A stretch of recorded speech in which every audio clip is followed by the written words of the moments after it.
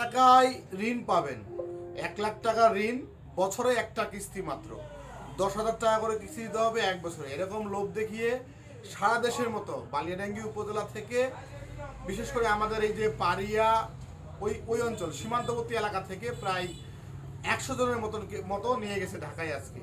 এর আগে যখন তারা মিটিং বিভিন্ন জায়গায় করে, তার নানা জন মানুষ তাদেরকে প্রশ্ন করেছিল, সেটার কোনো সদুত্তর দিতে পারেনি। তারা বলছে যে টাকাটা পাচার হয়েছে, মানে বিদেশে যে টাকাটা পাচার হয়েছে, ওই টাকাটা ফিরিয়ে আনবে এই যে সংস্থাটি, আর তাদেরকে সেই টাকা থেকে ঋণ দেওয়া হবে।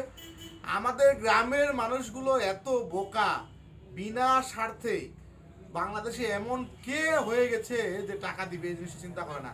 আমাকে বেশ কয়েকবার ফোন করছিল, আমি ওই সময় বিষয়টা গুরুত্ব দেয়নি। আমি মনে করছিলাম যে এটা সীমাবদ্ধ থাকবে ওইটুকু পর্যন্ত, কিন্তু পরে দেখলাম যে ঢাকা পর্যন্ত গড়াইছে বিষয়টা। এখন যারা ঢাকায় গেছেন, অনেকের নাম্বার ছিল আমার কাছে, আমি এই যে ফোন দিচ্ছি অনেকেই, সবার নাম্বার বন্ধ।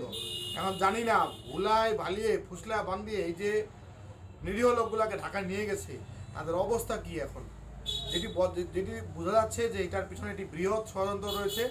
আমরা আশা করি অন্তর্বর্তীকালীন সরকার এবং আইন শৃঙ্খলা বাহিনী এটি দেখবেন। আর যারা গেছিলেন তারা যদি স্বেচ্ছায় তাদের ভোগান্তির গল্প বলতে চান, তাহলে আজকের বাইরে সেই ভোগান্তি, সেই প্রতারণা কিভাবে ফাঁদে ফেলে নিয়ে গেল, এই গল্প আমরা প্রচার করব এখানে।